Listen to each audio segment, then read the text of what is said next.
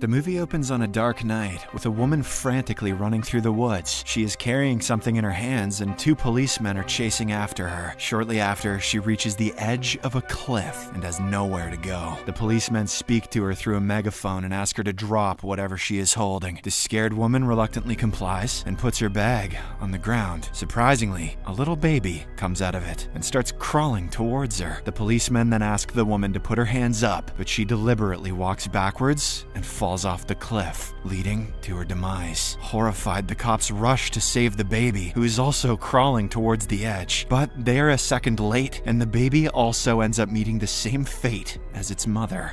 I guess no one told that baby to watch out and take care. The scene then shifts to our protagonist, a free-spirited woman named Natasha. She is currently engaged in a game of poker with her best friends, Mags and Rita. Turns out the three have this tradition of meeting once every month so that they can have a fun time. Natasha in particular takes the reunion very seriously, as it is her only escape from her busy work schedule. But today, their fun time is continuously interrupted by Mags's young infant whom she has brought along. When Natasha cannot take it any longer, she says mean things about having a baby. This expectedly offends Mags, and she storms off from there in anger. Once she's gone, Rita shares that she's also pregnant. She reveals that she's in her third month, but Natasha once again makes an insensitive comment by saying it's not too late. Enraged by her behavior, Rita also leaves the house abruptly. Now that her friends have left her, Natasha decides to take a week-long vacation. The very next morning, she gathers her stuff and drives all the way to a remote cabin near the sea. It is located right below a steep hill. That night, Natasha tries to watch some reels on her Instagram, but all she sees is pictures of her friends having babies and getting pregged. Annoyed, she goes out of the cabin to have a smoke, but as soon as she lights a cigarette, a human drops to the ground from the above hill, splattering blood all over her. It is actually the same woman from the opening scene. Then, the tiny baby also falls, but Natasha manages to catch it in the nick of time. In the next scene, the two cops from earlier arrive at the cabin and try to interrogate Natasha, but she is too shaken by the incident and simply asks them to leave with the baby. After closing the door on them, the cops reluctantly get into their car and proceed to depart. But seconds later, a massive boulder falls on them from top of the hill, killing them instantly. This show was written with Mad Libs. When Natasha rushes to the location to check, she finds the mysterious baby still alive. Unwilling to leave it alone, she decides to take it to the police station herself. On the way, Natasha stops at a gas station with the intention of cleaning up her bloodied face. The kind storekeeper offers to look after the baby while she uses the restroom. Natasha thanks him and heads inside, but once she finishes up cleaning, she quietly sneaks out of the window. She then gets inside her car and attempts to get away. However, it just won't start, almost as if something is stopping her, almost as if the baby has powers. At this moment, Natasha hears a loud bang coming from inside the store. She rushes to investigate and comes across a horrifying sight. The storekeeper lying in a pool of blood. It appears that a large shelf fell on top of him, crushing his head. He deserved it, Mama. Freaked out, Natasha grabs the baby and heads to the police station. Upon reaching there, she narrates the entire incident to an officer. Natasha then hands over the baby and departs, finally relieved that her nightmare is over. In the morning, she cleans up her apartment as usual and proceeds to take out the trash. But when Natasha opens the front door, she is shocked to find the baby waiting for her. Hello.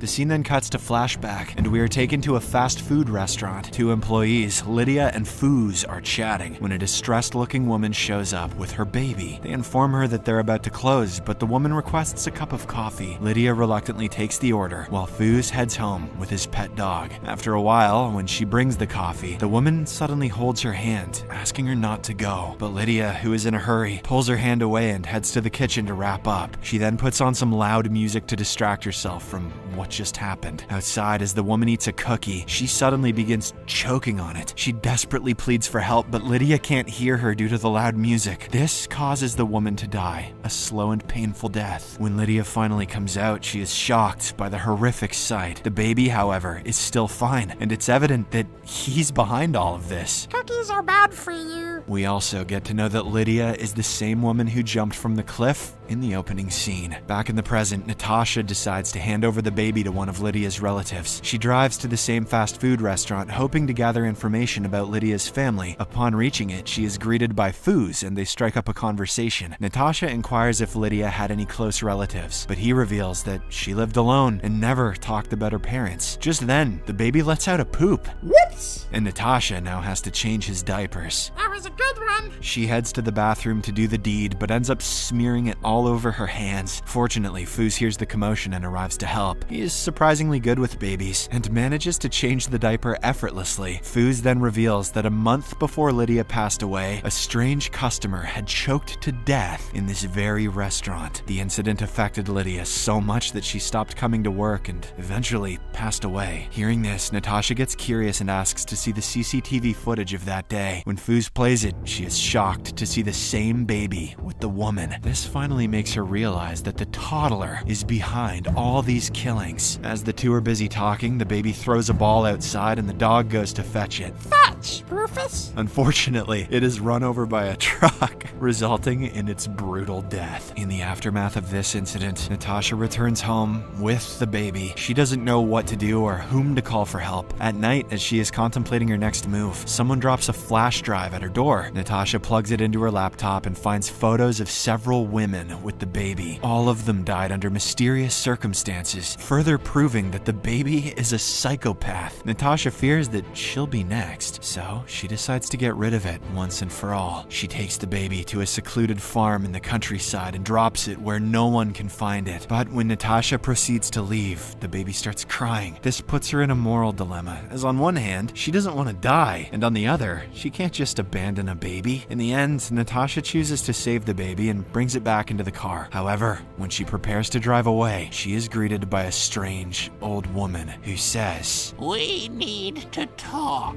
In the next scene, the trio reaches home and the woman introduces herself as Mrs. Eves. She doesn't give much information about herself and simply says that she wants to help. She claims that if they don't stop the baby, it will go on a rampage and claim several lives. Natasha inquires how they can stop it, to which Mrs. Eves says they'll have to kill the baby. Natasha is expectedly against the idea, as she cannot even fathom taking a life. But when the woman explains that she's the next target, she reluctantly complies. Mrs. Eves then suggests that they put the baby to sleep first, as it could cause problems while awake. Natasha likes this idea and starts singing lullabies to the toddler, but to no avail. Did she try Slipknot? Even after hours of effort, the baby just won't sleep. Fed up, she calls her best friend Mags, asking for a solution. The latter is still angry from their earlier encounter, but nonetheless, she reveals that her infant uses a sleep aid named Bun Bun. Natasha doesn't know where to buy one, so she decides to borrow it from Mags. The trio then head to a kid's theme park where Mags is currently with her child. Natasha gets the Bun Bun toy from her and gives it to the baby. It surprisingly works, and the creepy infant finally passes the hell out. But just when Natasha prepares to depart, several kids storm inside the room for a party. This sadly awakens the baby, causing it to burst into tears. I don't like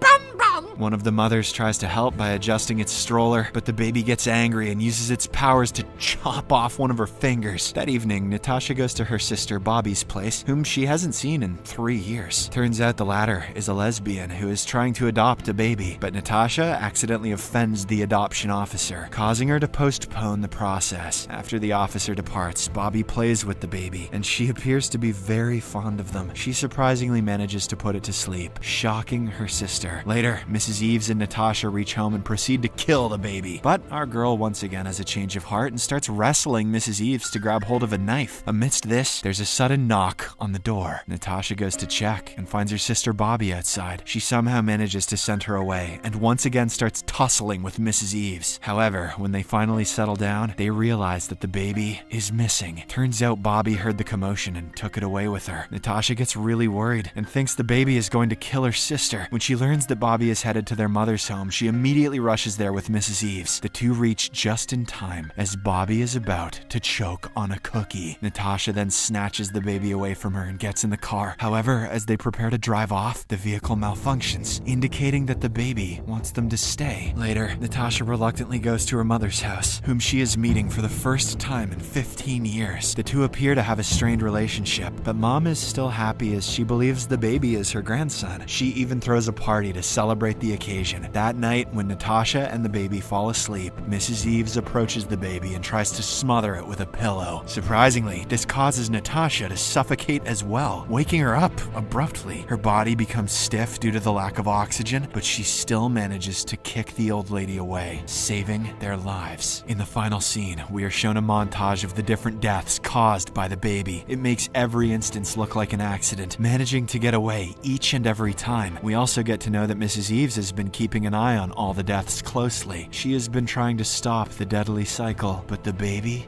just keeps on winning.